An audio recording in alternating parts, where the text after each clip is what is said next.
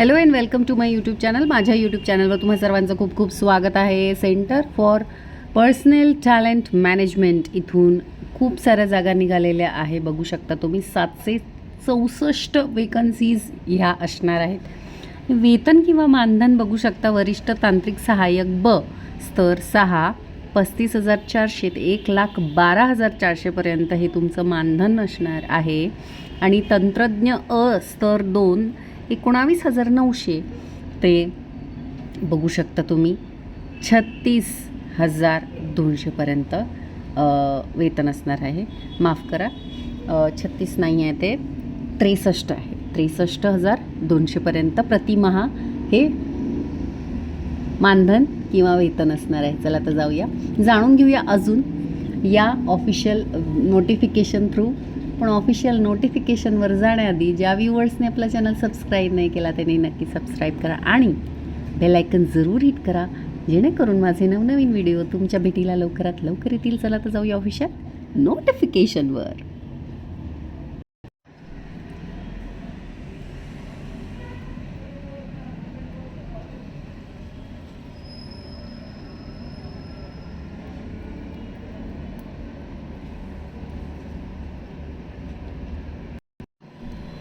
तर बघा, ही आहे official notification. Centre for personal talent management CEPTAM. बघा, defence research and development organisation DRDO ministry of defence government of India.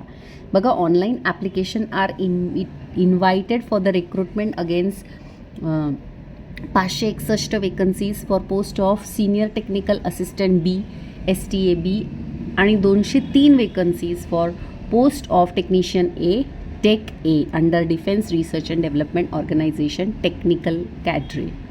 तर बघा, crucial date of eligibility 1 January 2026.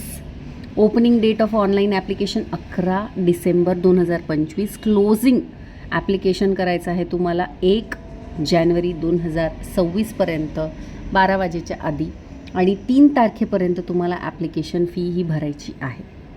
Correction window बघा, 4 जानेवारी ते 6 जानेवारी असणार आहे आणि एक्झामची डेट अनाऊन्समेंट व्हायची आहे अजून. ठीक आहे, तर तुम्ही आता लॉग इन करून किंवा थोडेसे क्रेडेन्शियल्स भरून ठेवून देऊ शकता, म्हणजे तुम्ही ते हे करू शकता, त्याला करेक्ट करू शकता. Correction window dates. ठीक आहे, तर बघा इथे दिलेलं आहे ऑफिशियल वेबसाईटची लिंक. ऑफिशियल वेबसाईटची लिंक व्हिडिओच्या डिस्क्रिप्शन बॉक्समध्ये टाकलेलं आहे. पे स्केल इथे दिलेलं आहे बघा. लेवल 6 35,400 1,12,400 पर्यंत असणार आहे. 7 CPC pay matrix and other बेनिफिट्ससुद्धा असणार आहे. ठीक आहे, गव्हर्नमेंट ऑफ इंडियाच्या रूल्सनुसार. एज्युकेशनल क्वालिफिकेशन बघा इथे दिलेलं आहे. BSc किंवा diploma as laid down against respective post code in the following table on the crucial date of eligibility for the post they are applying. Candidate whose result of the final examination is awaited as on crucial date of eligibility for the prescribed qualification are not eligible. ठीक आहे, तुमचं जर waiting असेल result तर तुम्ही eligible नाही आहात. बघा, higher qualification which is master of science, doctor of philosophy, bachelor of technology, bachelor of engineering degrees etcetera किंवा कोणत्याही सब्जेक्ट किंवा कोणत्याही डिसिप्लिनमध्ये तुमची एलिजिबिलिटीची जी डेट आहे ती बघायची, तुम्ही चेक करायची. 1 जानेवारी 2026 पर्यंत एलिजिबिलिटी सांगितलेली आहे. तर बघा इथे दिलेलं आहे automobile engineering, diploma in automobile engineering और टेक्नॉलॉजी रिकग्नाइज्ड बाय AICTE. बघा इथे वेकन्सीज दिलेल्या आहे हॉरिझॉन्टल कॅटेगरीनुसार. पोझिशनिंग स्टेशन पण दिलेले आहेत. ठीक आहे, chemical engineering, chemistry, civil engineering, computer science engineering, electronic engineering, electrical engineering, electronics engineering और इलेक्ट्रॉनिक्स एंड कम्युनिकेशन इंजिनिअरिंग और electronics end telecommunication engineering, geology, instrumentation engineering, instrumentation end electronics engineering, library science, maths, mechanical engineering, metallurgical engineering, physics, psychology. ठीक आहे, अशा total बघून घ्या तुम्ही किती साऱ्या वेकन्सीज आहे. बघा इथे पे स्केल दिलेलं आहे. पे मॅट्रिक्स लेवल 2चं एज्युकेशनल क्वालिफिकेशन दिलं आहे, ते तुम्ही वाचू शकता. त्यानंतर इथे तुम्ही बघू शकता ट्रेड 2 आहे. इम्पॉर्टंट पॉईंट्स इथे दिलेले आहेत बघा, ते तुम्हाला वाचायचे आहेत. बिफोर अप्लाईंग तुम्हाला हे सगळं अगदी व्यवस्थित काळजीपूर्वक वाचायचं आहे. एज लिमिटसुद्धा इथे दिलेली आहे 18 ते 28 वर्षे. ठीक आहे, अप्पर एज लिमिट 1 जानेवारी 2026 पर्यंत डिसाईड होणार आहे, अप्पर एज लिमिट. ठीक आहे. Relaxation as per government rules असणार आहे. बघा इथे रिलॅक्सेशन दिलेलं आहे. OBC नॉन क्रिमिलेअर NCL असेल तर 3 वर्षे, SC ST असेल तर 5 वर्षे, PWBD प्लस अनरिझर्वड 10 वर्षे, PWBD OBC नॉन क्रिमिलेअर असेल NCL तर 13 वर्षे, PWBD SC ST असेल तर 15 वर्षे. बघा डिपार्टमेंटल कॅन्डिडेटसाठी पण आहे, तुम्ही बघू शकता. अजून भरपूर रिझर्वेशन आहे, रिलॅक्सेशन आहे, ते तुम्ही वाचू शकता. त्यानंतर इथे फिजिकल सुद्धा मेडिकल फिटनेस, फिजिकल हेल्थसुद्धा इथे दिलेले आहे.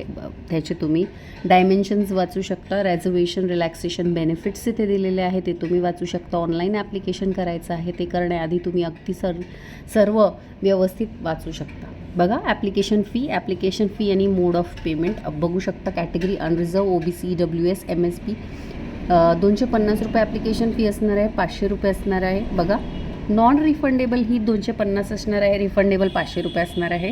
टोटल फी तुम्हाला आत्ता भरायची आहे 750.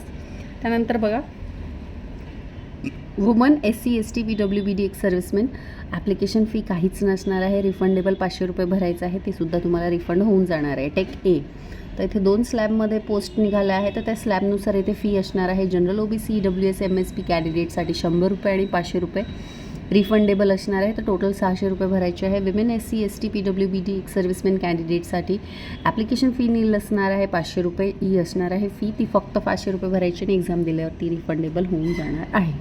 ठीक आहे. अपियर तुम्हाला व्हायचं आहे, बघा इथे दिलं आहे. Tier 1 एक्झामसाठी अपियर व्हाल तरच तुम्हाला 500 रुपये हे रिफंड होणार आहे. मोड ऑफ पेमेंट तुम्ही बघितलं असेल तर ऑलवेज ऑनलाईनमध्ये credit card, debit card, net banking, UPI हे सगळे चॅनल्स यूज होतात. ठीक आहे. त्यानंतर एक्झामिनेशन सिटीज दिलेले आहे, आपण इथे पाहू शकतो. आपल्या महाराष्ट्रामधल्या जे इम्पॉर्टंट प्रॉमिनंट सिटी आहे त्या याच्यात असणार आहे. तर त्यात तिथे जसं फॉर एक्झाम्पल पुणे इथे दिसतं आहे. त्यानंतर मुंबई असणार आहे, नागपूर आहे, मुंबई MMR. ठीक आहे. त्यानंतर मुंबई, नागपूर, पुणे दिसलं आहे आपल्याला. त्यानंतर नांदेड आहे. त्यानंतर पणजी आहे, जर कोणी पणजीला राहत असेल तर. त्यानंतर आपण इथे पाहू शकतो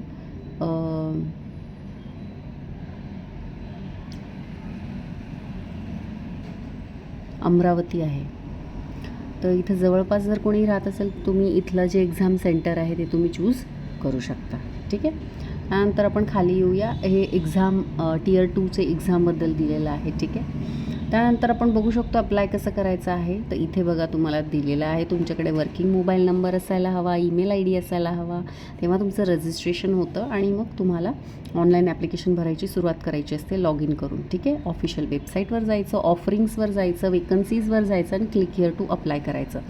त्यानंतर सगळ्या इन्स्ट्रक्शन व्यवस्थित वाचायच्या फॉर्म फिलअप करण्याआधी आणि त्यानंतर तुमचा email ID, phone number, photograph, scan copy तुमच्या ज्या डॉक्युमेंट्सच्या आहे, EQR documents, class 10 certificate, supported relaxation किंवा रिझर्वेशन्सचे जे डॉक्युमेंट्स आहे ते सगळे तुम्हाला रेडी ठेवायचे आहे. त्यानंतर ॲक्टिव्ह बँक अकाउंट पाहिजे तुमच्याकडे. तुम्ही जर एकापेक्षा जास्त ह्याच्यासाठी पोस्टसाठी अप्लाय करायचं असं ठरवलं असेल तर तुम्हाला एकापेक्षा जास्त ॲप्लिकेशन फी ही भरावी लागेल. आणि सेम शिफ्टमध्ये जर तुमची जी एक्झाम असेल, तुम्ही 2 फॉर्म भरल्यानंतर ती लागेल, तर तुम्हाला फक्त एकच एक्झामिनेशन साठी जावं लागेल आणि तुम्हाला तेच पोस्ट ग्राह्य धरली जाईल. ठीक आहे. त्यानंतर ॲडमिट कार्ड डाउनलोड करायचं आहे 10 दिवसाआधी. ठीक आहे. त्यानंतर पेपर पॅटर्न बघा एक्झामिनेशनचा CBT असेल, कम्प्युटर बेस्ड टेस्ट. ठीक आहे. 150 क्वेश्चन असतील, 150 मार्क्ससाठी 120 मिनिट्स एक्झामिनेशन ड्युरेशन असेल. त्यानंतर हे बघा पोस्ट वाईज इथे त्यांनी 2 टाईप ऑफ एक्झामिनेशन पॅटर्न दिलेले आहे.